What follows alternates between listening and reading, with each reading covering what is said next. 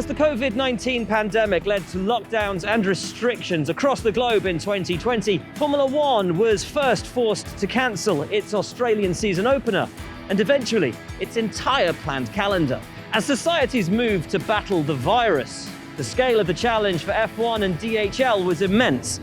How to stage a global championship whilst prioritising the safety, security and health not only of the sport's teams and personnel, but also of the countries and the populations that it visited. It was perhaps the biggest challenge that F1 has faced from the perspective of logistics and wider responsibilities. The result? New host venues, a completely revamped calendar, and one of the most rigorous and sophisticated testing systems implemented by any sport. This is how it happened.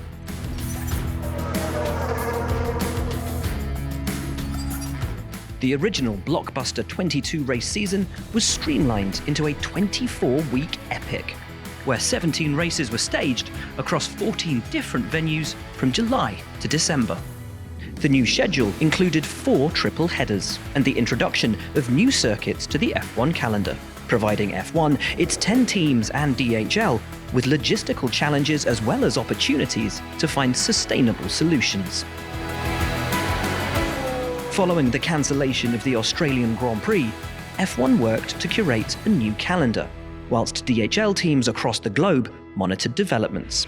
Some returned with their freight to base, whilst others were deployed to 4 strategic hubs in the UK, Canada, Dubai and Vietnam, ready and waiting to deliver to any racetrack within a 10-day window, once a restart location was confirmed. When the first 3 races of the revised calendar were announced, the DHL team were ready to react to the changing landscape. More than 40 containers of freight set sail, and 19 trucks travelled by road, so that Formula One could get to work. 2020, as we all know, was a completely unexpected year. The key logistical challenges for this season, without any doubt, were moving of our staff and people and keeping them safe. Our business is 80% planning and the rest is reactive. Things change all the time, so we react to those. The core business this year was 80% was reactive and only 20% left to the planning. I have to say thank you to my team. The experience, knowledge and commitment that they've showed have got us through what have been extremely challenging and tough logistical problems with great solutions. To return to racing safely, operations within the paddock needed to adapt too. Formula One divided its teams into smaller, biosecure family units, known as bubbles, to reduce the number of interactions on site. Freight disinfectant zones were introduced, and all team personnel were subject to a rigorous COVID-19 testing regime to ensure only those with a fresh negative test could enter the paddock.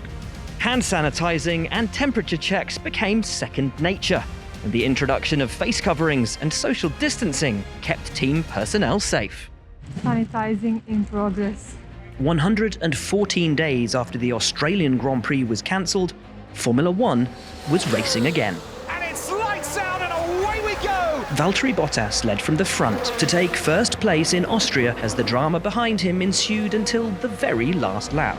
Lando Norris sensationally secured the Dhl Fastest Lap on the final lap, the first of his Formula One career, and snatched his first ever podium. The celebrations were restricted, but the emotions were just as sweet.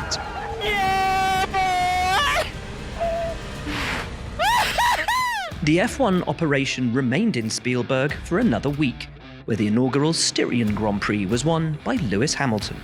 The triple header was rounded off in Hungary with another 1-2 for Mercedes. Back-to-back races at Silverstone followed just 11 days later, marking the 70th anniversary of Formula One. It was the first time in 7 decades that Silverstone had been without spectators. But DHL's grandstand banner provided an opportunity for fans to take part in this milestone achievement and show their support. The race for the championship then headed to Spain, Belgium and Italy. Following a dramatic race at Monza, F1 staged its first Grand Prix at Mugello, which did not disappoint. Oh no, look! Got the start, got the slipstream, brave on the brakes down the outside. The race behind the race continued out of Mugello and on to Sochi for the Russian Grand Prix and the first flyaway race of the season. More than 400,000 kilograms of race-critical team equipment was flown on dedicated charter flights from the UK and Italy to Russia. Bottas is going round the outside of Lewis Hamilton. Valtteri Bottas was the first to see the checkered flag in Sochi, but in the pit lane, the Red Bull team were back to their brilliant best, recording the Dhl Fastest Pit Stop Award with a 1.86 second stop, which would only be equalled by Red Bull once for the rest of the season. 10,000 people braved the wet conditions at the Nürburgring to see Lewis Hamilton equal Michael Schumacher's win record, whilst 27,000 fans watched Hamilton break the record at the Portuguese Grand Prix. You are rewriting the history books. And 6 days later, the F1 teams were ready to race at the historic Imola circuit. You have to consider there are like 2,500 kilometers that had to be covered in 37 hours. The way we adapted to this new situation was to place in 2 double crews. So we had 4 drivers per truck. So the first drivers covered the Portimao-Barcelona leg, and then we put on like a fresh crew from Barcelona getting into Imola. The first truck departed Portimao at 9 p.m. on the Sunday, and the first batch of trucks arrived in Imola overnight on Monday night, which was well before our estimated time of arrival on Tuesday morning. So we were really, really pleased with the result. Our trackies did a fabulous, fabulous job. 18 trucks carrying teams, media and broadcast equipment travelled to Imola in low-emission tractor units. This fleet uses a 5G upload system that helps improve efficiency by monitoring live consumption and routes, ensuring F1's freight gets to where it needs to be in the most sustainable manner. The changes to the 2020 calendar allowed Formula One to accelerate its Race to Zero sustainability initiatives. And the broadcast of the DHL Turkish Grand Prix, like every other race in 2020, is being controlled from Formula One's Media and Technology Centre in the UK. This means that the Event and Technology Centre here at the track can be much smaller. 36% of travelling staff now remain at home in the UK, thus reducing the global footprint of Formula One's international broadcast team. We were faced with quite a few difficulties when trying to achieve remote production. As the world was in lockdown, we had to try and find ways to get items into the country that were being shipped from around the world. We had to speak with providers and equipment manufacturers to try and expedite the build of equipment when a lot of their factories were shut down. We managed to achieve this in an 8 weeks period. All in all, we were able to provide a remote production pretty quickly, but it was not without its challenges. The cameras were all focused on Lewis Hamilton during the DHL Turkish Grand Prix, as his dominant performance captured the record-equalling moment that he became a 7-time Formula One world champion. That's for all the kids out there who dream the impossible. The 2020 season ended with a final triple header, and one of the most horrific crashes in recent memory.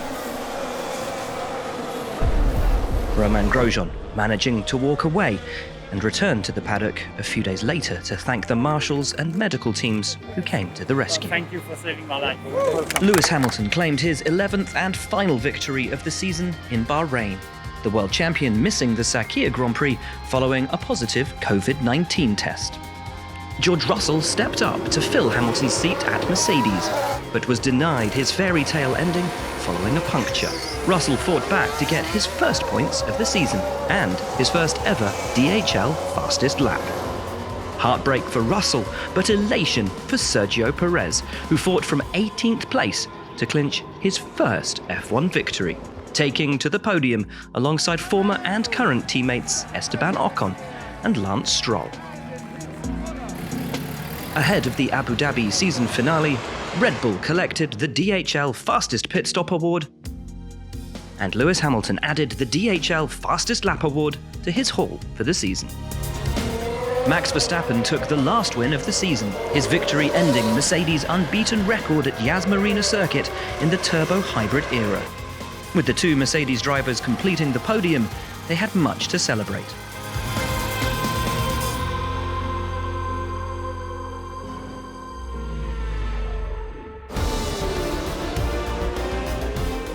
So after 17 races in 24 weeks, including the addition of 6 additional circuits, these celebratory donuts marked the finale of a record-breaking season on track.